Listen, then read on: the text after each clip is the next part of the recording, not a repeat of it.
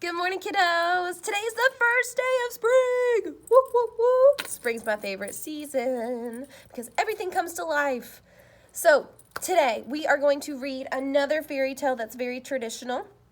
The Paper Bag Princess is a totally different fairy tale that doesn't follow any guidelines. Usually two fairy tales, and I think it's really cool to see the difference. So on your paper, if you have paper in front of you, I would love for you to write this Venn diagram. And I have the Paper Bag Princess on one side and Sleeping Beauty because that's the other traditional fairy tale we're going to read today. Okay? So after you've drawn, and you can pause the video so you can draw this, and then write your titles of the books at the top. So remember, when we do Venn diagrams in class, we've done those before. These are all the differences on this side. And then the similarities go in the center, the part that's the same, okay? So these are the differences, and that's the same. And I went ahead and put both down there at the bottom. So I went ahead and gave you one difference between both stories. And you can go ahead and write this down if you want, just so you remember differences. So I have, she wore a paper bag for the Paper Bag Princess. And then for Sleeping Beauty, I put she wore a dress.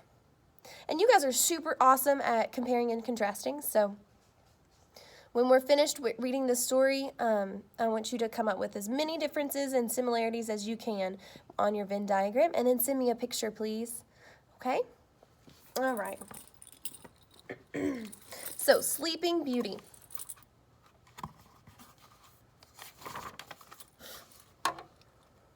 In a faraway land long ago, King Stefan and his fair queen wished for a child.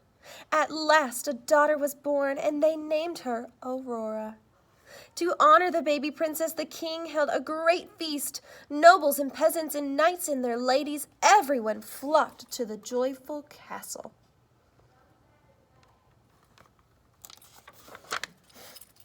King Stefan welcomed his good friend King Hubert to the feast. King Hubert had brought his young son, Philip, with him.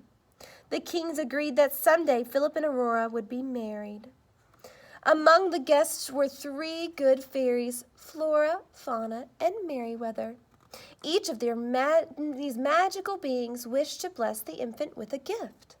Waving her wand, Flora chanted, "My gift shall be the gift of beauty." "My gift," said Fauna, "shall be the gift of song."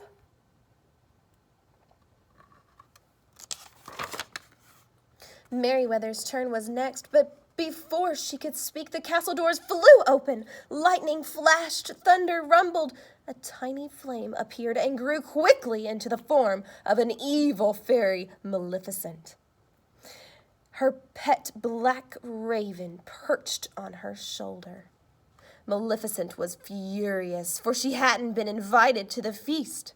Now she took revenge.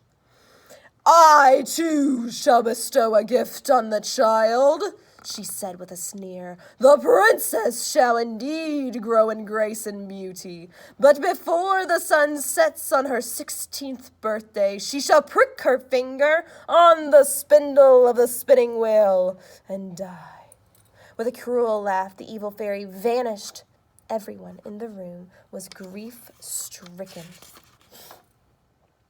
What does grief-stricken mean? But Merryweather still had a gift to give, and she tried to undo Maleficent's curse. She said to the infant, "If through this wicked witch's trick a spindle should your finger prick, not in death, but just in sleep, the fateful prophecy you'll keep.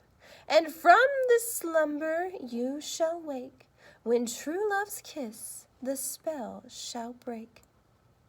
King Stefan ordered that every spinning wheel in the land be burned, but he still feared that the evil fairy's curse, so the good fairies hatched up a plan.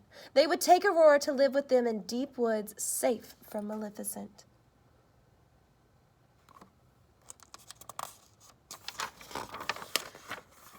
The king and queen agreed. They watched with heavy hearts as the fairies hurried from the castle carrying the baby princess. To guard their secret, the fairies disguised themselves as peasant women and changed Aurora's name to Briar Rose. The years passed quietly, and Briar Rose grew into a beautiful young woman.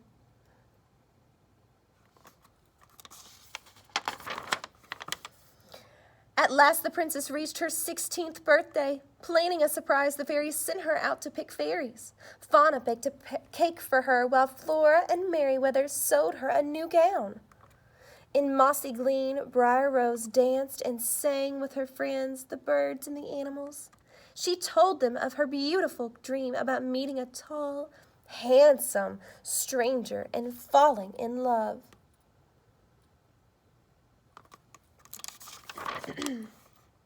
A handsome young man came riding by. When he heard Briar Rose singing, he jumped from his horse and hid to the bushes to watch her. Then he reached out to take her hand. Briar Rose was startled. I didn't mean to frighten you, the young man said, but don't you remember? We've met before. They had met once upon a dream. Briar Rose felt very happy.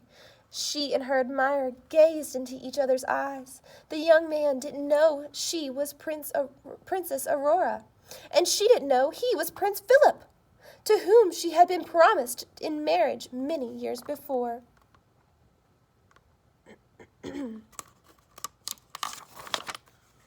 Back at the cottage, the fairies gave Briar Rose her birthday surprises. Then Briar Rose told them that she had fallen in love. "Oh, no!" they cried. They told her the truth at last, that she was a princess betrothed at birth to a prince. Now it was time for her to return home. So poor Aurora was led away, longing for her handsome stranger. Maleficent's raven perched on the chimney of the cottage that had heard everything. It flew off to warn Maleficent that the princess was finally returning to her rightful home. Maleficent sped to the castle. There, using her evil powers, she lured Aurora to the high tower. In the tiny room, a spinning wheel suddenly appeared. "Touch the spindle," hissed Maleficent. "Touch it, I say!"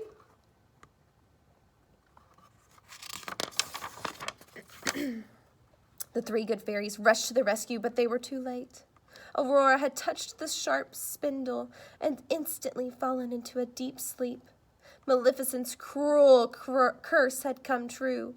With a harsh laugh, ha, ha, ha, the evil fairy had vanished. The good fairies wept bitterly. "Poor King Stefan and the Queen," said Fauna.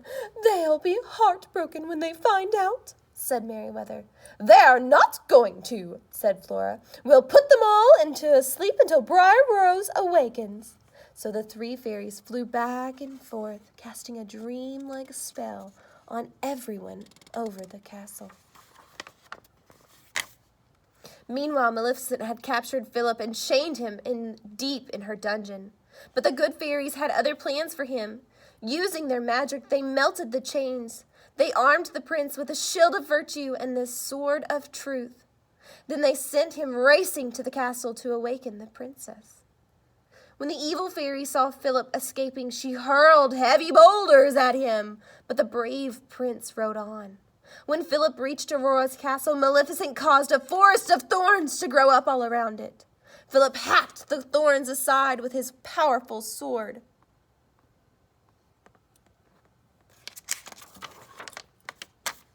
Enraged, the evil fairy soared to the top of the highest tower. Then she changed into a monstrous dragon. "Now shall you deal with me, O prince!" she shrieked. Maleficent breathed huge waves of flame. Philip ducked behind his sword, his strong shield. Thunder cracked. Flames roared around him. The prince fought bravely. Guided by the good fairies, he flung his sword straight as an arrow.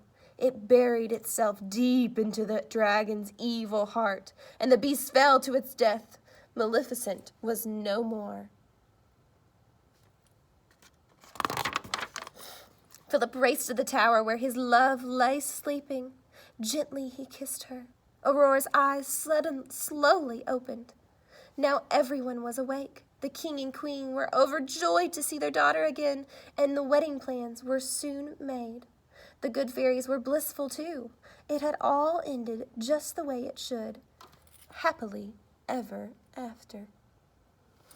All right, so now that we've read our Sleeping Beauty story, if you all can go ahead and make your Venn diagrams and start comparing and contrasting.